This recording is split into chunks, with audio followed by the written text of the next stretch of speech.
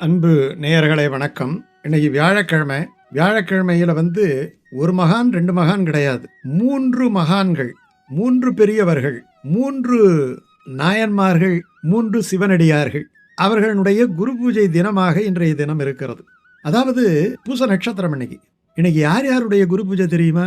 1, உலகெல்லாம் உணர்ந்து ஓதற்கரியவன் நிலவுலாவிய நீர்மலிமேனியன் அலகில் சோதியன் அம்பலத்தாடுவான் மலர் சிலம்படி வாழ்த்தி வணங்குவான். உலகெல்லாம் உணர்ந்து ஓதற்கு அரியவன் நில உலாவிய நீர்மலி வேணியன். அழகான அந்த கங்கை சடையை தலையிலே வைத்து கொண்டிருக்கக்கூடிய சோமசுந்தர கடவுளாகிய உலகெல்லாம் உணர்ந்து ஓதற்கரிய அந்த எம்பெருமானை நினைந்த அடியார்களுடைய வரலாறுகளையெல்லாம் தொகுத்து புராணங்களிலேயே பெரிய புராணம். பெரிய புராணம்னா ரொம்ப நீட்டா இருக்கிற புராணம்ங்கிறது மட்டும் கிடையாது, பெருமை உடைய புராணம். தொண்டர்களின் பெருமை சொல்லவும் பெரிதே என்பது சைவத்தினுடைய அடிப்படையான ஒரு கருத்து. எது பெரிது என்று சொன்னால் எம்பெருமான் பெருமையை கூட சொல்லலாம், ஆனால் எம்பெருமானுடைய அடியவர்கள் பெருமையை சொல்லவே முடியாது. வாசா மகோசரம் அப்படின்ட்டு சொல்லுவாங்க இல்லையா, எல்லை கடந்த பெருமை. கூடும் அன்பில் கும்பிடலன்றி வீடும் வேண்டா அப்படின்னு சொல்றோம் இல்லையா, அப்படிப்பட்ட அடியார்களுடைய பெருமையை பாடியவர் சேக்கிழார் பெருமான். அவருக்கு அந்த உலகலாம் என்கிற வரியை யார் எடுத்து கொடுத்தது என்று சொன்னால் சாட்சாத் அந்த தில்லை அம்பலவாணன். அவன்தான் அந்த அடியை எடுத்து இவருக்கு பாடச் சொன்னான். தொண்டர்தம் பெருமை பாடுக என்று. சோழ நாட்டு ராஜாவுக்கு அமைச்சராக இருந்தவர் அவர், தலைமை அமைச்சர். அவருக்கு பெயர் அருள்மொழித்தேவன் என்று பேர். அழகான பெயர், அருள்மொழித்தேவன். அவர் அவதாரம் செய்த ஊர் குன்றத்தூர்னுட்டு. இன்னைக்கும் குன்றத்தூர்ல அவருடைய சன்னதியில அவருடைய குரு பூஜை ரொம்ப விசேஷமா நடக்கும். இவருக்கு தெய்வ புலவர்னுட்டு ஒரு பட்டம். இவர் ராஜா என்ன பண்ணுவாருன்னா, பொழுதுபோக்கணும் இல்லையா, அதனால அவர் பழைய இலக்கியங்களை எல்லாம் வைத்துக்கொண்டு அந்த இலக்கியங்களில நிறைய வர்ணனைகள் எல்லாம் வரும், காதல் கதைகள் எல்லாம் வரும்.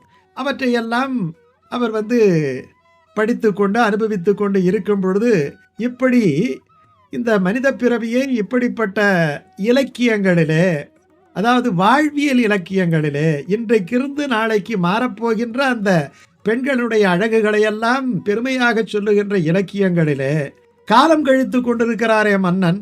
அப்படி என்று நினைக்கும் பொழுது, நீயே ஏன் ஒரு புதிய இலக்கியத்தை படைத்து இந்த உலகத்துக்கு தரக்கூடாது என்று மன்னன் சொன்னதை அடிப்படையாக கொண்டு அங்கே சுந்தரர் அவர் திருத்தொண்டர் தொகை என்று எழுதியிருக்கிறார் இல்லையா, அதை அடிப்படையாக வைத்துக்கொண்டு இந்த தொண்டர்தம் பெருமையை அவர் பாடுகின்றார். அதுதான் பெரிய புராணம். அந்த பெரிய புராணம் பாடிய சேக்கிழாரனுடைய குரு பூஜை தினம் இன்றைக்கு. சரி, ஒன்னாயிடுச்சு. அவர் திருத்தொண்டர் புராண சாரம்னுட்டு ஒரு நூல் எழுதியிருக்கிறார், திருப்பதி கோவை அப்படின்னுட்டு ஒரு நூல் எழுதியிருக்கிறார். இரண்டாவதாக அவரை பற்றி உமாபதி சிவம் சேக்கிழார் புராணம் பாடியிருக்கிறார். தொண்டரை பாடியவர் அவர். தொண்டரை பாடியவர்கள் 2 பேர். ஒன்று உமாபதி சிவம் சேக்கிழார் புராணம் பாடினார். இன்னொருத்தவர் மீனாட்சி சுந்தரம் பிள்ளை, ரொம்ப அற்புதமான தமிழை பாடியவர், ஆசுகவி. அவர் சேக்கிழார் பிள்ளை தமிழ் பாடி, உவேசாவினுடைய குரு அவர். சேக்கிழார் பிள்ளை தமிழ் பாடியிருக்கிறார். இன்னும் ஒரு அடியார் நம்பி நந்தி அடிகள்னு பேர். அவர் ஏமப்பேரூர் அப்படிங்கிற ஊர். அந்த ஊர்ல அந்தணர் குலத்திலே அவதரித்தவர். ரொம்ப ஏழ்மை, ஆனால் எம்பெருமானுக்கு விளக்கு ஏற்ற வேண்டும், திருவாரூர் கோயிலில் போய் விளக்கு ஏற்ற வேண்டும் என்று நினைக்கிறார். அப்பொழுது சமணர்களுடைய செல்வாக்கு அதிகம், சுத்தி அவர்கள்தான். அவர்களிடத்திலே போயிட்டு பெருமானுக்கு விளக்கு ஏற்ற வேண்டும், கொஞ்சம் நெய்யை தாருங்கள் அப்படி என்று கேட்கும் பொழுது அவர்கள் எங்களிடம் இல்லை என்று சொல்லி இருக்கலாம், நீ எங்களிடம் கேட்காதே என்று சொல்லி இருக்கலாம். அவர்கள் என்ன சொல்லிவிட்டார்கள் என்று சொன்னால், உங்க பெருமான் தான் சக்தி வாய்ந்தவராற்றே, நீ தண்ணியில் விளக்கரிச்சா கூட உங்கள் பெருமானுடைய அருளால் எரியுமே, எங்ககிட்ட ஏன் என்ன கேட்குற? அது ஒரு குத்தலாகவும் கிண்டலாகவும் பேசுகின்ற வழக்கம் உண்டு. தரமாட்டாங்க, ஆனால் இப்படி பேசுவாங்க. இப்படி சமணர்களுடைய அந்த இழிவான ஒரு சொல்லை கேட்டு அவர் என்ன பண்ணாருன்னா, நேராக திருவாரூர் குளத்துக்கு போயிட்டு அங்கே இருக்கிற தீர்த்தத்தை அள்ளி கொண்டு அந்த விளக்கிலே ஏற்றி விளக்கேறித்தார். அவர் நம்பினந்தியதிகள் இந்த மாதிரி தண்ணீராலே விளக்கேற்றியவர். இப்படி தண்ணீராலே விளக்கு ஏற்றிய அந்த நமினந்தியதிகளுடைய குரு பூஜை வைகாசி பூச நட்சத்திரம் இன்னைக்கு வருது. மூன்றாவதாக என்ன விசேஷம் என்று சொன்னா, அதே திருவாரூர்ல கமலமுனி சித்தர் அப்படின்னுட்டு ஒரு சித்தர் இருந்தார். 18 சித்தர்களிலே ஒருவர். போகர், கருவூர் சித்தர், இவர்களிடத்திலே எல்லாம் மாணவராக இருந்து யோகம் பயின்றவர் வைத்திய சாஸ்திர நிபுணருங்கிறாங்க. நம்ம எப்பேற்பட்ட பல விஷயங்களை விட்டுவிட்டோம் தெரியுமா? அந்த காலத்தில் எந்த நோயையும் தீர்க்கக்கூடிய ஆற்றல் இந்த சித்தர்களுக்கு, அவர்கள் கண்டுபிடித்த மூலிகைகளுக்கு இருந்தது. இன்றைக்கி நம்ம மருந்துகளை எல்லாம் சாப்பிட்றோம். அன்னைக்கு பார்த்தீங்கன்னா ஒரு குறிப்பிட்ட மூலிகையை வைத்துக்கொண்டு எலும்பு முறிவு, அதே மாதிரி நமக்கு ஏற்படக்கூடிய குஷ்டரோகங்கள் போன்ற ரோகங்கள், இன்றைக்கி நம்ம சொல்கிறோம் இல்லையா, கேன்சர் மாதிரியான அந்த வியாதிகள், அதற்கெல்லாம் அற்புதமான மூலிகை மருந்துகளை எல்லாம் கண்டுபிடித்து வைத்திய சாஸ்திரம் செய்திருக்கிறார்கள். ஆனால் நம்ம எத்தனையோ விஷயங்களை இழந்தது போல நம்முடைய அந்த அறியாமையினாலே இப்படிப்பட்ட விஷயங்களையும் நம்ம இழந்து விட்டோம். அந்த சித்தர்கள் வாழ்வியலை நிறைய சொல்கிறாங்க.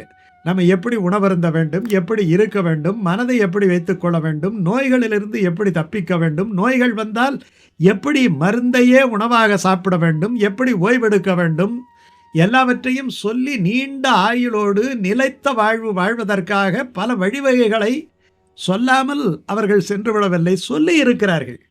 எப்படி முன்னோர்கள் வைத்த சொத்தை அனுபவிக்காமல் நம்ம தெருவில் பிச்சை எடுக்கிறோமோ, அதே மாதிரி நம்முடைய முன்னோர்கள் வைத்த அந்த அறிவை எல்லாம் பயன்படுத்தாமல் இப்போ நம்ம வேற ஏதாவது ஒரு வழியில் சென்று கொண்டு இருக்கிறோம். குறைந்தபட்சம் அவர்கள் அதை செய்திருக்கிறார்கள் என்கிற ஞாபகமாவது வேணும் இல்லையா? அப்படிப்பட்ட சித்தர்களிலே ஒருவர் தான் இந்த திருவாரூர் கமலமுனி சித்தர். அந்த சித்தருக்கு கோயில் இருக்கு, நந்தீஸ்வரன் சன்னதின்னுட்டு திருவாரூரில் அந்த கோயிலில் அது பக்கத்திலேயே இவருடைய ஜீவ சமாதி இருக்கு. தியானம் பண்ணால் ரொம்ப அற்புதமாக தியானம் பண்ணக்கூடிய இடம். கற்பூரத்தை எப்படி பட்டன்னு பற்றிக்குமோ அதை மாதிரி அந்த இடத்துல தியானம் சித்தி ஆகும். அப்படிப்பட்ட இடம் இவருடைய வைத்திய நூல்கள் எல்லாம் இருக்கின்றன. கமலமுனி 300 அப்படின்ட்டு ஒரு நூல் இருக்குது. ரேகை சாஸ்திரத்தில் வல்லவராக இருந்திருக்கிறார். இப்படிப்பட்ட அந்த கமலமுனி சித்தர் திருவாரூர் 4000 வருஷங்கள் அவர் வாழ்ந்ததாக சொல்லுகின்றார்கள்.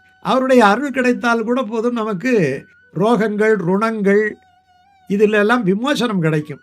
அப்படிப்பட்ட திருவாரூர் கமலமுனி சித்தருடைய அந்த ஆராதனை நாள் இன்னைக்கு. நமினந்தி அடிகள், தண்ணீரால் விளக்கு எரித்த நமினந்தி அடிகளினுடைய குரு பூஜை தினம். பெரிய புராணத்தை நமக்கு தந்த சேக்கிழாருடைய குரு பூஜை தினம். குரு பூஜை தினம் என்பதனாலே குருவாரமாகிய வியாழக்கிழமை இந்த விசேஷங்களெல்லாம் இணைந்து வருவதாலே இந்த 3 அடியார்களையும் நாம் நினைப்போம், அவர்களை வணங்குவோம், எல்லையற்ற நலம் பெறுவோம்.